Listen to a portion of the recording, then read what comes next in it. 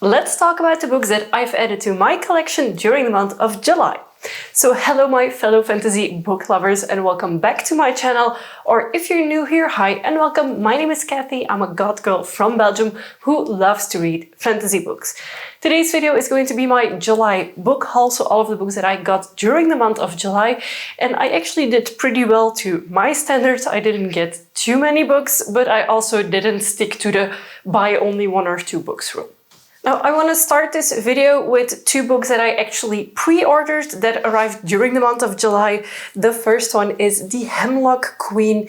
This is the second book from the Foxglove King book series. And I'm not entirely sure if it's just a completed duology at this point or if it's going to be a series. I honestly had so much fun with the first book with like the ambiance that it had. It wasn't like the best book I've ever read, but I really loved the darker vibes and the themes in it.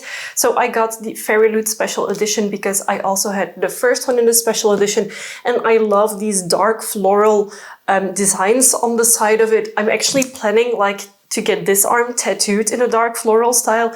So every time I see a book that has like the dark florals incorporated, it just makes me so happy. So this gorgeous edition from Fairy Loot of the Hemlock Queen. And then of course, if you've been around a little bit longer, you knew I would not be able to resist this. I also got When the Moon Hatched in the Fairy Loot edition. I love dragons, I love books with dragons, I love romantasy with dragons, and this apparently is a very good one. So this is yet again a super pretty special edition by Fairy Loot, and I feel like the Waterstone special edition was also super gorgeous, and I've seen other ones floating around the internet as well that are insanely beautiful too. So I have been hesitating on keeping my Fairy Loot subscription because so many other special editions have been coming out that it doesn't really feel special anymore. And I'm not going to immediately cancel my subscription because I am looking forward to some of the books coming out this year still, but I'm hesitating a little bit. And I have one more special edition. However, I didn't buy it brand new. I actually bought it secondhand. And fun fact, I have 3 books by this author and I haven't started reading any of them yet. And it is Holly Black. This is the book The Coldest Girl in Coldtown. This is a gorgeous black book with red foil design. It has like vampire teeth and it's like with a spider, and the pages actually have this drip effect as well, which is gorgeous. Now, I know this book is kind of about vampires and I have been looking into the contents of the book, and I saw this for a little bit over 30 euros on Vinted. Vinted is the second-hand platform here in Belgium that I use most.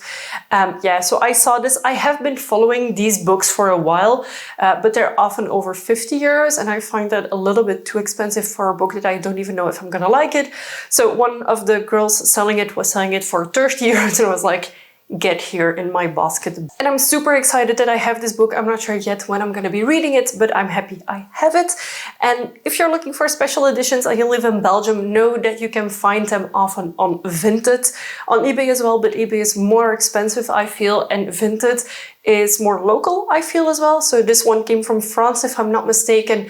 And yeah, there's a lot of special edition books available on there, sometimes for lower than the price that they used to sell for, sometimes for way higher. So be careful with what you buy and just keep an eye out. And like, I put a follow thing on the book titles that I want to see more about, but you have to really pay attention because there's French books, Italian books, English books, Dutch books. It's like all the languages are mixed and you can't filter on language. But yeah, I like to buy my second-hand books on Vinted or in stores, of course. Talking about second-hand stores, I actually went to what is like a charity shop here in Belgium. It's a chain and they often have books as well. Now, most of the time the books they have are like general novels, but I ended up finding one book that piqued my interest, and it is Abraham Lincoln Vampire Hunter.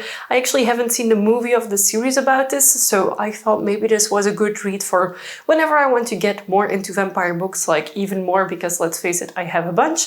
This was only 50 cents, hence why I picked it up.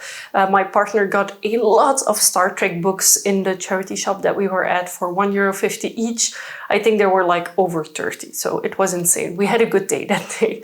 So yeah, secondhand finds, know that you can often find secondhand books in really good condition as well. There are also flea markets here in Belgium.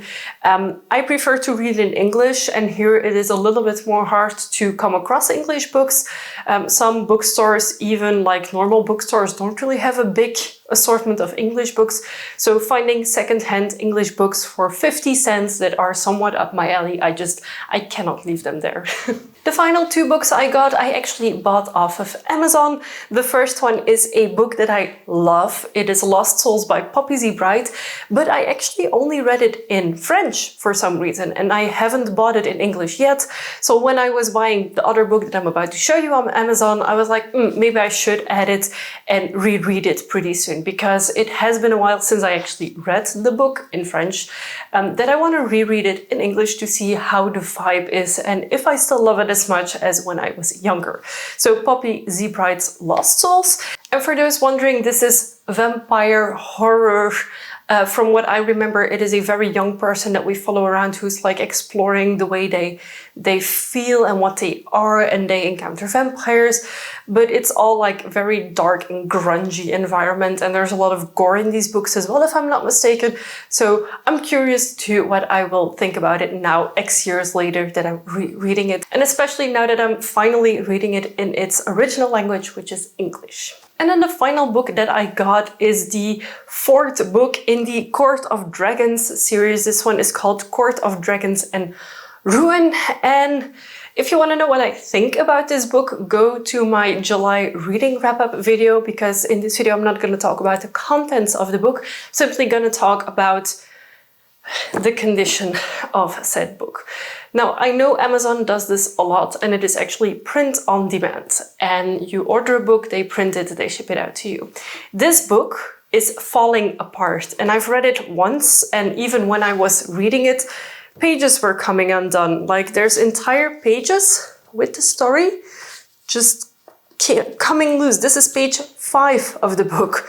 At the end of the book, there's like a bunch of pages that I can just tear out, like without even putting pressure.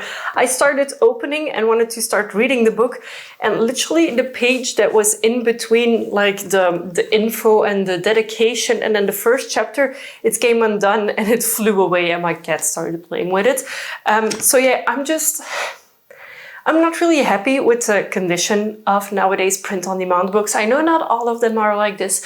I know it's a very good thing for smaller authors who don't have the budget to actually get a printed book out, but I feel like this print-on-demand just failed me this time. I'm pretty sure the Poppy Z. Brite is also a print-on-demand book, but this one is literally falling apart while I've read it, like for the first time opening, etc. And I also feel like it's not really glued in well. You can really see that at some spots the glue strip here at the top is really thin.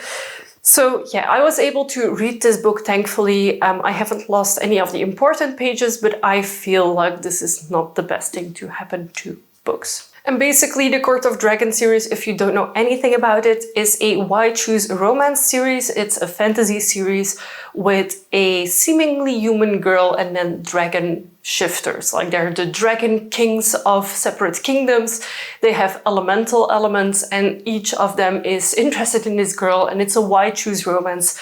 So you know that in the end they're all gonna end up together, which is like part of the fun, is like the interactions between them. And I feel book 1 was okay, book 2 was really good, book 3 and 4 they're just stretching the story, and book 5 I hope will be a nice conclusion, because otherwise this was a really good waste of time. And what I also feel about the printing of the book is that the last 90 pages, so this entire chunk, is actually another book. This is her publicity for another book that she's writing, another series that she has. So this first part is the actual book, and then this is just filler, because I won't read it, let's be honest. So if you look at like how thick this book is, they could have just put the end cover here and it would have been fine, but now they added 90 pages of a book that I will not read. So these were all the books that I got during the month of July. I actually skipped the Fairy Loot subscription. My subscription is still active because the August book is something that I hope is going to be really right up my alley. However, the July one didn't speak to me, and if I'm right about the September one, I'm also probably gonna skip that box.